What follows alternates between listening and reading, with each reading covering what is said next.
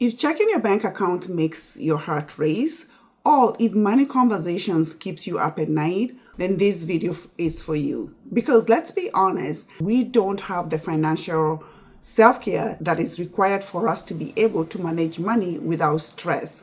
We hear a lot about physical self-care. We hear about mental self-care. We hear about spiritual self-care. We hear about all these self-cares, go to the beach, exercise, better sleep, but nobody talks about financial self-care. What is financial self-care? This is where you take care of yourself financially.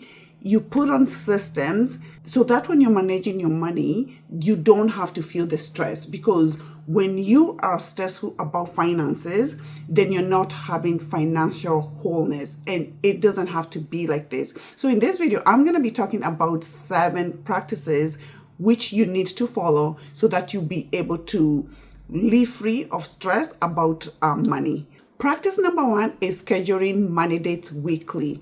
And what do I mean by money dates? This is where you take a day, pick a day of the week and a time where you know that you're going to maybe have an hour where you're going to be looking at your finances and looking at them deeply and not just superficially, where you're looking at your bank account, what's coming up this coming week, what are your upcoming bills. And when you get into this habit, having a date with your finances, it makes it so easy. Then when things, then you're not going to have any shock when maybe there was a bill that was due and you didn't pay. There was an overdraft that went, you had an overdraft and you didn't know. And then everything else compounds. So when you have financial, money date, you can do this by yourself, or if you're married, do this with your husband. When you are going on a date, when you go out with your girlfriends, when you go out on a date with your husband, it's such a joyful time. And I want you to make this date with your money such a great time, because why we get stressed about money is because we think money is this hard thing, and we associate hardness, we associate stress with money. So make it so joyful. If you're doing it at home, put on some music, a nice music that you love, get a nice cup of coffee, look at it as something that you're looking like it's something that you have a good relationship with and not something that you're dreading. Because you know how sometimes people dread going to work on Monday and you're feeling like you're stressed and you don't want to go to work? Don't make this money thing, your money date, that thing that you feel like, oh my goodness, I have to look at my bills. I have to look at my bank statement. Just make it so present, because when we have a great relationship with money, money loves us back, and then money comes to us in abundance. So make a date with your money. Practice number 2 is automation. I think I've talked about this before, but automation is your best friend if you want to alleviate any mental workload. And just because you have automation, it doesn't mean that you're never going to look at your bills, but it's something that that when you have automation, your bills, you've already set when the dates are going to be set out for your bills to come out, when your debt payment is going to come out, when your saving is going to come out. And it's where you have a system and you're letting the system work for you instead of you getting so overwhelmed, because dealing with bills can be overwhelming. And can you imagine maybe setting all the systems that where you're only doing your job is just looking at your bank account and just making sure when you have that date is just making sure, okay, that went through, or yeah, things are going well and there is no surprises. So making sure that you have this automation is going to be such a great self-care for you, because then you're alleviating all the hard work of maybe writing down the checks, mailing them. Maybe you don't have a stamp, or maybe get into the computer and let's say you have 10 things that you have to pay. You're not dealing with 10 things that you're paying, during the week. So automation, I can tell you that automation shall be your best friend. So make sure that the practice number 2 for your self-care is automation, because this will take a lot of load out of you. Practice number 3 is creating a non-judgmental zone around your money. And what do I mean by this? This is where when you look at your account and maybe you have overspent on something that maybe you had no plan of doing, instead of spiraling to now saying, oh my goodness, I messed up, I don't even care about this money thing, I'm not gonna stick to this budget. It's one time. Maybe you just did that one time. Instead of like saying that and judging yourself and beating yourself, because a lot of people, what they do is they start judging themselves and saying, I'm not good with money. This budgeting thing doesn't work for me. This money thing is so hard. Instead of doing all that, love on yourself and ask yourself, what happened? This is a time to evaluate and look at yourself and say, okay, why did I overspend? Was I overstressed? Is this something that came up that maybe you could not even avoid it? Or is it like you overspent because you were bored? Is it because you overspent because you spent so much time on Amazon or scrolling down on some website and you're like, okay, I need these things? Use that time as evaluation time and a learning time, because we're not perfect, and this money thing, it's a journey. So instead of overjudging yourself, evaluate yourself and use it as a learning moment, because we are all here to learn. And don't talk to yourself in a negative way. Talk to yourself the way you would talk to your best friend. And when you treat yourself the way you would treat your best friend, then you are going to be kind to yourself. You're going to love on yourself, and you're going to think like just the way if a friend does something wrong, you forgive them, forgive yourself and move on and just say, you know what, I messed up that time and this cannot happen again. So evaluate that and don't beat yourself. Practice number 4 is educating yourself about money. And a lot of people feel at this place, or feel overwhelmed about money because we were never taught about money. Let's be honest, we live in the most productive or the wealthiest country in the world, but yet our schools do not even teach us money. So do not beat yourself. If you're doing your best, you're doing your best. And right now, the best thing that you can do is educate yourself about money. And what you can do is that maybe get a book. If you're dealing with budget issues or you don't know how to manage your money, start with one thing at a time. Maybe you look into budgeting. How can I master this budgeting thing? If it's saving and you haven't been able to save money, or every time that you have money in your account, you feel like you need to go spend it. Learn about, maybe this season you're in the season of learning how to save. Maybe in this season you're in the season of learning how to pay off your debt. Or maybe it's a season where you want to learn about investing, and take one thing at a time. Don't try to educate yourself on all these different things. And people are scared about money because of lack of knowledge. When we don't have knowledge, it's just like let's say, for example, when we are so confident about something, let's say it's about driving. You drive a car so confidently because you've learned how to do it. We didn't grow up learning how to drive, but we do. What about riding a bicycle?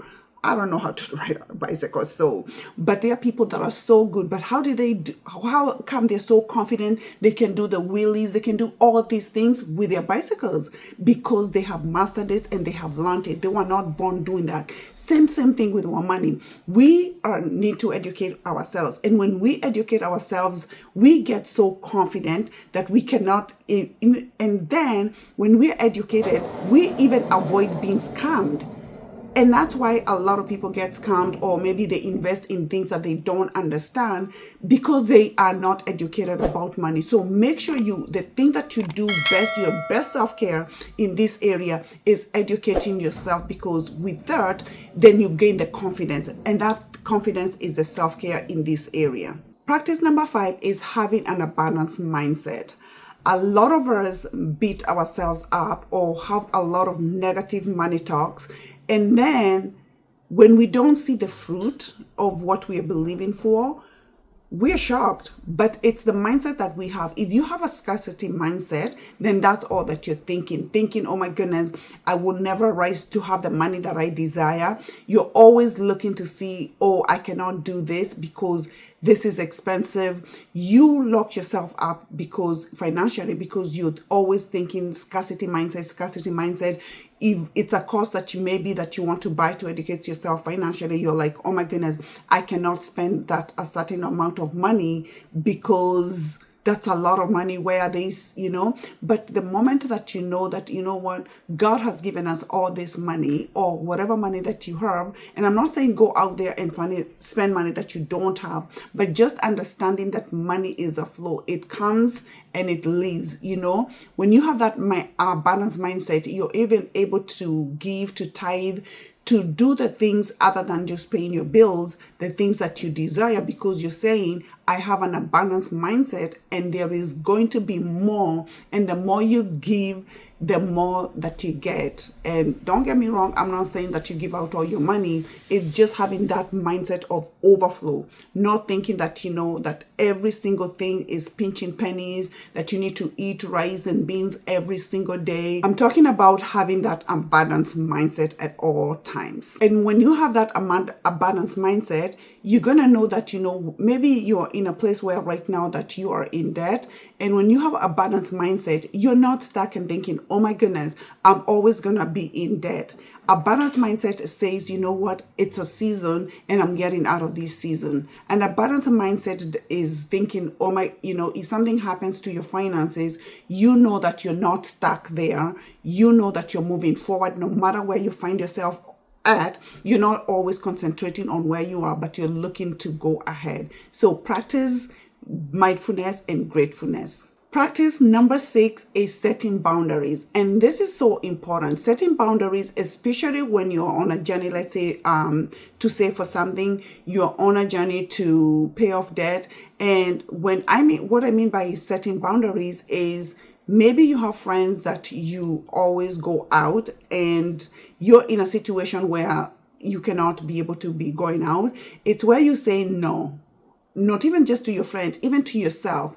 If you have, let's say, clothes and you feel like, oh my goodness, I need more clothes, set yourself some boundaries. And boundaries are key. This is where you set your boundaries to say no. Even let's say you are at a place of work where maybe there's a gift that's being bought for somebody and you're not in a position to be able to pinch in for that gift, where you say, you know what, I'm sorry, I would love to, but you're not putting yourself into debt to be able to get those things that maybe that are not necessary. So setting boundaries with your finances is so important, and it's part of self-care, because when you spend that money and then you come back and start regretting, then the stress is not worth it.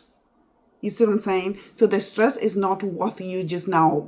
You're working on just feeling relaxing, and now you have just put yourself in a situation where you should not have done that. And then now you come back and start beating yourself. So set boundaries and your mind will thank you for it. Practice number 7, and this is so important. If you don't practice anything else, I want you to make sure that this one is what you practice. And this is celebrate your progress, no matter how small it is. Gratefulness is so important, because when we're grateful, we are so used to beating ourselves up, but we forget to be thankful. Listen, practice gratefulness every single day, even in the area of your finances. You don't have to keep saying, oh my goodness, I'm not debt free yet. I only saved maybe you saved some money, and all that you're looking at is that I only saved 500. Maybe you did something so significant, but to you, it's not enough. Maybe you paid a credit card. Maybe you paid a debt. Wow, that is awesome. Maybe you went on that money date. That is so great. Maybe you had friends this week that wanted you to go on a date or wanted to go out, and you said, oh my goodness, I cannot do this. So you set yourself some boundaries. You need to be grateful for that. Maybe you paid off a huge amount of debt, and you need to say, you know what, I need to celebrate this. Maybe you automated your saving, and now you're saving maybe $25 or $50, no matter how small it is. Progress is progress, and you're not in competition with anybody. Progress is progress. And when you start looking at those things the way, in a grateful way, you're going to start having a very different relationship with your money, because you're going to start feeling like, oh my goodness, this is so good. I did a thing And every time you celebrate, your mindset is telling you, okay, money is not as bad as the way I thought. Because a lot of us get stressed out about money because we have no system, we're not grateful, our mindsets are not in the right place, and then we're just like, we're a mess. So practice gratefulness and look at the things that you have done. Let's say looking at the end of the week, or when you go on a Monday date, look what you accomplished the last time that week. What did you do good? Be grateful. Don't beat yourself, and be your best friend, and yourself will thank you for it. I hope this was helpful, and I hope you're going to start practicing self-care with your finances, not just, going to the gym, not just, going to the beach for other self-cares, but I hope you're going to start doing, some financial self-care.